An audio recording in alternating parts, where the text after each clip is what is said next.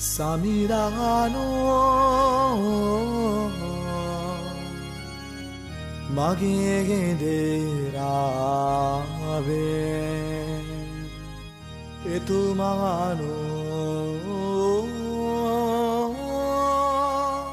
සතපයිමාන තනබිනේ මාගේ දෙවියනි ඔබ මා අත්හැරියේ මන්ද.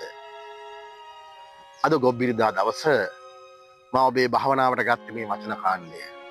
මේ වචන කාණ්ඩය ඇතුලේ අත්හැරියේ මන්ද.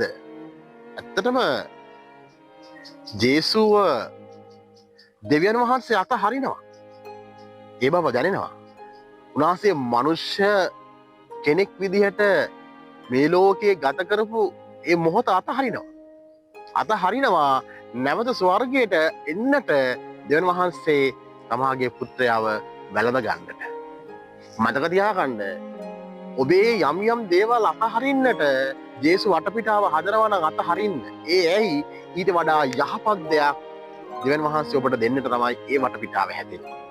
මේ මනුෂ්‍ය ලෝකයේ හිටපු කාලය අතහරිනවා. ඒ ස්වර්ග රාජ්‍යයේ උන්වහන්සේට නියමිත වෙච්ච තැනට යන්නට.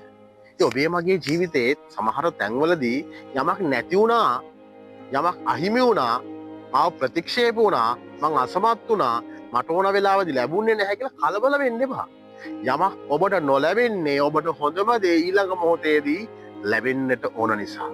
ඔබට දෙස් පිටයි.